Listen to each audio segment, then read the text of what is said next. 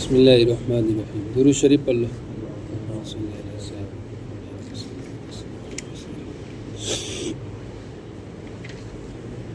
حضور اکرم صلی اللہ علیہ وسلم کی بد دعا. کعب ابن عجرہ رضی اللہ تعالیٰ عنہ کہتے ہیں کہ ایک مرتبہ نبی کریم صلی اللہ علیہ وسلم نے ارشاد فرمایا کہ ممبر کے قریب ہو جاؤ. ہم لوگ حاضر ہو گئے. جب حضور صلی اللہ علیہ وسلم نے ممبر کے پہلے درجے پر قدم مبارک رکھا تو فرمایا آمین. جب دوسرے پر قدم مبارک رکھا تو پھر فرمایا آمین. جب تیسرے پر قدم رکھا تو پھر فرمایا آمین. جب آپ صلی اللہ علیہ وسلم خطبے سے فارغ ہو کر نیچے اترے تو ہم نے عرض کیا کہ ہم نے آج آپ سے ممبر پر چڑھتے ہوئے ایسی بات سنی جو پہلے کبھی نہیں سنی تھی. آپ صلی اللہ علیہ وسلم نے ارشاد فرمایا کہ اس وقت جبرائیل علیہ السلام میرے سامنے آئے تھے. جب پہلے درجے پر میں نے قدم رکھا تو انہوں نے کہا ہلاک ہو جو وہ شخص جس نے رمضان کا مبارک مہینہ پایا پھر بھی اس کی مغفرت نہ ہوئی. میں نے کہا آمین. پھر جب میں دوسرے درجے پر چڑھا تو انہوں نے کہا ہلاک ہو جو وہ شخص جس کے سامنے آپ صلی اللہ علیہ وسلم کا ذکر مبارک ہو اور وہ درود نہ بھیجے. میں نے کہا آمین. جب میں نے تیسرے درجے پر چڑھا تو انہوں نے کہا کہ ہلاک ہو جو وہ شخص جس کے سامنے اس کے والدین یا ان میں سے کوئی ایک بڑھاپے کو پاوے اور وہ اس کو جنت میں داخل نہ کرائے. میں نے کہا آمین. اس حدیث میں حضرت جبرائیل علیہ السلام نے 3 بد دعائیں دی ہیں اور حضور صلی اللہ علیہ وسلم نے ان تینوں پر آمین فرمائی. اول تو حضرت جبرائیل علیہ السلام جیسے مقرب فرشتے کی بد دعائی کیا کم تھی، اور پھر حضور صلی اللہ علیہ وسلم کی آمین نے تو جتنی سخت بد دعا بنا دی وہ ظاہر ہے. اللہ ہی اپنے فضل سے ہم لوگوں کو ان تینوں چیزوں سے بچنے کی توفیق عطا فرمائے اور ان برائیوں سے محفوظ رکھے، ورنہ ہلاکت میں کیا شک ہے. در منصور کی بعد روایت سے معلوم ہوتا ہے کہ خود حضرت جبرائیل علیہ السلام نے حضور صلی اللہ علیہ وسلم سے کہا کہ آمین کہو تو حضور صلی اللہ علیہ وسلم نے فرمایا آمین، جس سے اور بھی زیادہ اہتمام معلوم ہوتا ہے.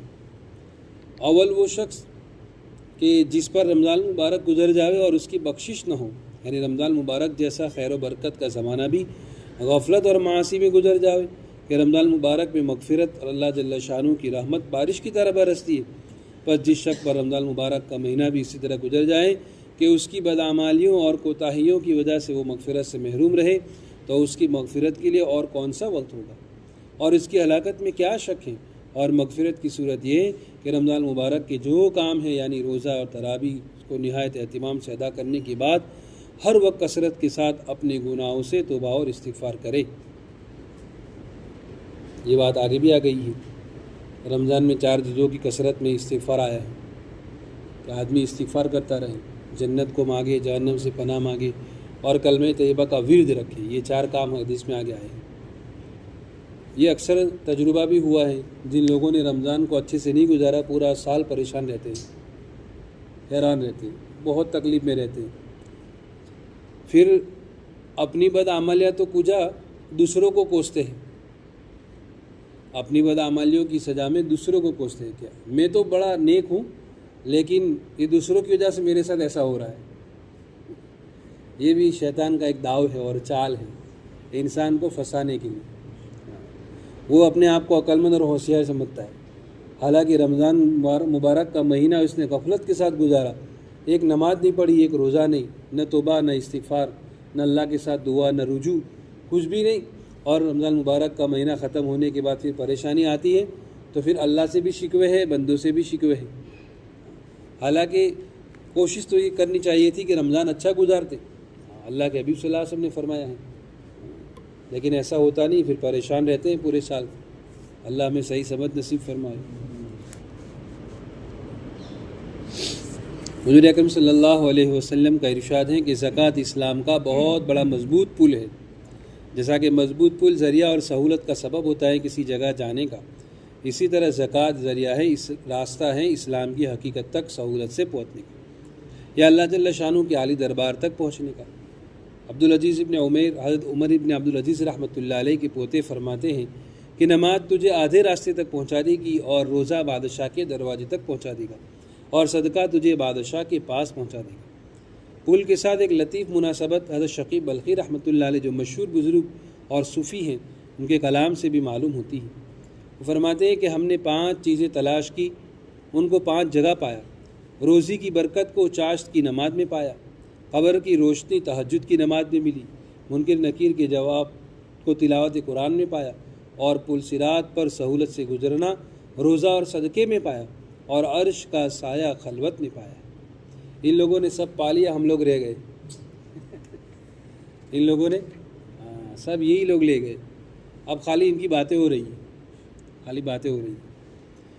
حضور اکرم صلی اللہ علیہ وسلم کا ارشاد ہے کہ جو شخص مال کی زکوٰۃ ادا کر دے تو اس مال کی شر اس سے جاتی رہتی ہے۔ بعض روایت میں یہ مضمون اس طرح آیا ہے کہ جب تو مال کی زکوٰۃ ادا کر دے تو نے اس مال کے شر کو زائل کر دے، یعنی مال بہت سے شرور کا سبب ہوتا ہے، لیکن اس کی زکوٰۃ اگر اہتمام سے ادا ہوتی رہے تو اس کے شر سے حفاظت رہتی ہے۔ آخرت کے اعتبار سے تو ظاہر ہے، پھر اس مال پر عذاب نہیں ہوتا۔ دنیا کے اعتبار سے اس لحاظ سے کہ زکوٰۃ کا ادا کرنا مال کے محفوظ رہنے کا ذریعہ ہے، جیسا کہ اس سے اگلی حدیث میں آ رہا ہے۔ اور اگر زکوٰۃ ادا نہ کی جائے تو وہ مال ضائع ہو جاتا ہے، جیسا کہ آئندہ فصل کے نمبر 6 صفحہ 290 پر آ رہا ہے۔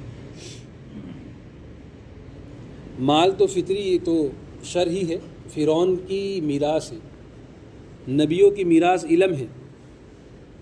نبی مال چھوڑ کر نہیں گئے، علم چھوڑ کر گئے۔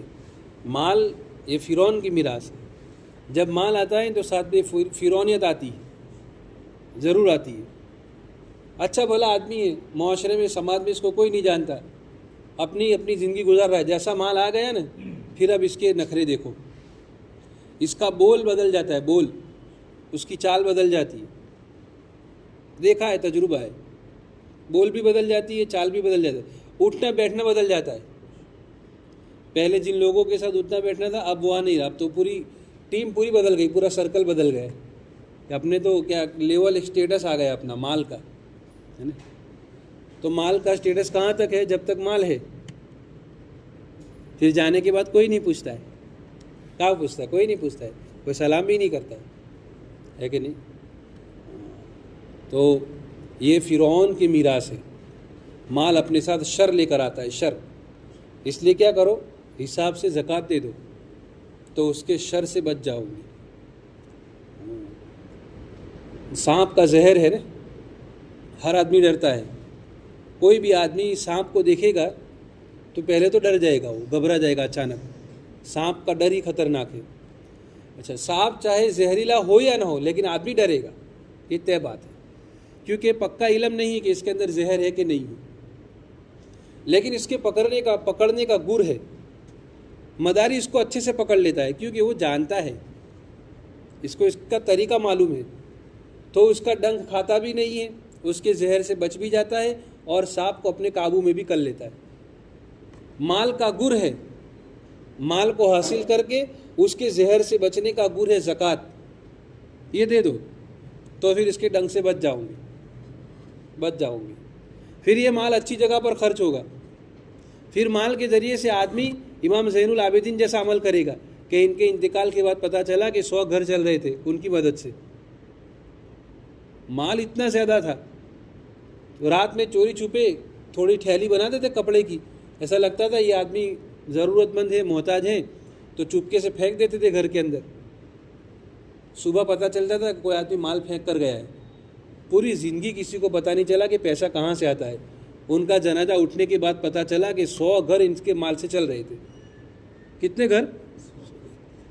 کیونکہ مال کا گر جانتے تھے، وہ سانپ کو پکڑنے کا، اس کے زہر سے بچنے کا طریقہ سمجھ گئے تھے، ہم لوگ نہیں سمجھے، ہمارے تو سب آنے دو، لبیک جو بھی آوے، سود کا بھی چلے گا، بینک کا بھی چلے گا، حرام کا بھی چلے گا، سب چلے گا، خالی آنے دو، آنا چاہیے، جانا نہیں چاہیے، ہے نا؟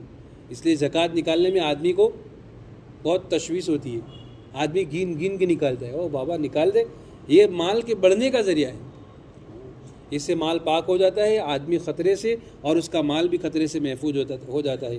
اللہ تعالی ہمیں اپنے اپنے مالوں کی زکوٰۃ صحیح حساب کے ساتھ ادا کرنے کی توفیق نصیب فرمائے۔ سبحان اللہ بحمدہ، سبحان اللہ۔